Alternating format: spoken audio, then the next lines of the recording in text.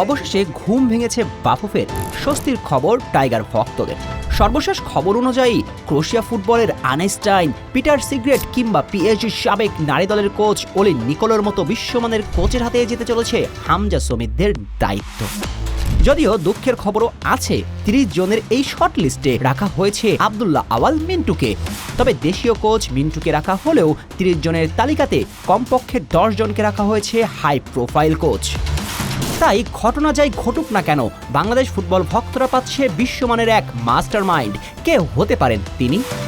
চলুন রিউমার্স অনুযায়ী বাংলাদেশ ফুটবলের ডাগআউটে দাঁড়ানোর জন্য হাই প্রোফাইল সেই 10 জন কোচ কে জেনে আসা যাক।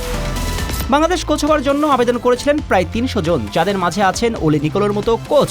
বাফুফে ইতিমধ্যে সব যাচাই বাছাই শেষ করে তৈরি করে ফেলেছেন 30 জনের একটা তালিকা। তবে এই 30 জনের শর্ট লিস্টে কারা আছেন সেটা এখনও নিশ্চিত করা না গেলেও গুঞ্জন বলছে বার্নার্ড স্টোক এই তালিকার অন্যতম।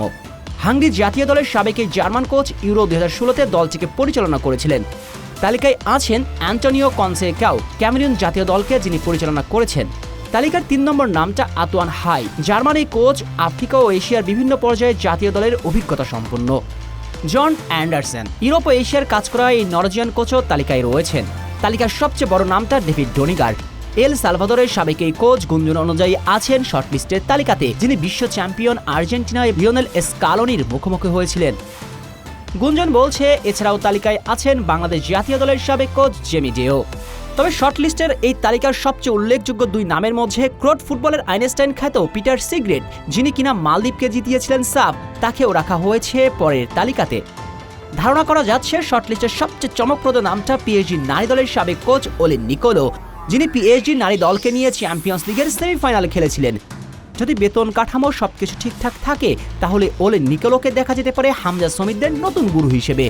আর রিমার্স বলছে আরও কিছু হাই প্রোফাইল কোচকে রাখা হচ্ছে এই শর্ট লিস্টে। শেষটা এখন দেখার অপেক্ষা, কার হাতে যায় বাংলাদেশ ফুটবলের দায়িত্ব। বলে রাখা ভালো, বাফুফের তরফ থেকে এখনও 30 জনের শর্ট লিস্টের নাম ঘোষণা করা হয়নি।